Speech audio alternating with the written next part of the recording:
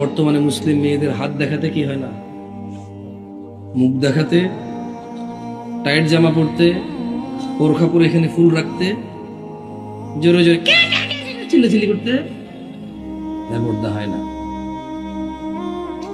এই দেশে পর্দার ডেফিনেশন পুরুষের কাছে আবার ভিন্ন।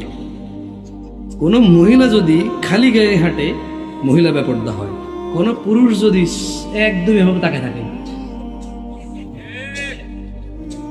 পুরুষের আবার বেপর্দা হয় না। দারুণ জিনিস। হ্যাঁ, বাপ রে বাপ, পুরুষের কি সুবিধা, ঠিক না? ইসলামে পুরুষের কি সুবিধা না?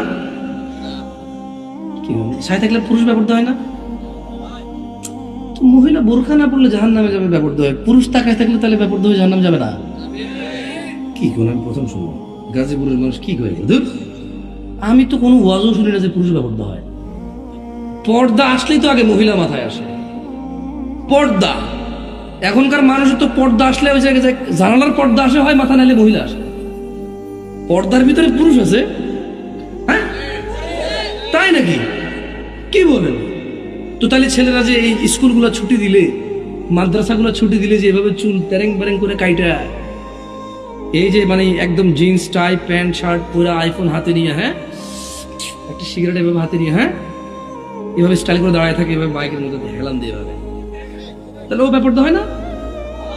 খালি মহিলা টাইট জামা বলে ব্যাপারটা হয়। মানে যখন পুরুষ এভাবে জিন্স বডি শর্টি ডোলে শোলে, হ্যাঁ, এভাবে ফুলায়া যখন যখন গার্মেন্টস ছুটি দেয় তখন দাঁড়ায় থাকে ওখানে, ও ব্যাপারটা হয় না? তো আপনাকে তো সারা জীবন হুজুরে গুলো ব্যাপার দিল মহিলা, এখন আমরা এখন ব্যাপারটা পুরুষ। তোমরা রেকর্ড করো, গাজীপুর মানুষ আমি কেছি আমরা বুঝেন পুরুষ ব্যাপারটা হয়। অবশ্য কোরআনে আল্লাহ সূরা নূরে বলে দিয়েছে, বুঝছেন? আপনি ভুল করেন নাই, সূরা নূরে আল্লাহ বলছে যে, প্রথম কথা হলো সূরা নূরে আল্লাহ মহিলার পর্দা নিয়ে একটু পরে কথা কইছে, সবার আগে কথা বলছে পর্দা নিয়ে, পুরুষের পর্দা নিয়েছে। বলেন তো পুরুষ কেমনে পর্দা করে? মহিলা তো বোরখা পরে। মহিলা কি পরে? মহিলা কি পরে? হিজাব পরে। কি পরে? নিকাব পরে। কি পরে? বোরখা পরে। কি পরে? পুরুষ কেমনে পর্দা করে? পুরুষের পর্দা হচ্ছে এভাবে।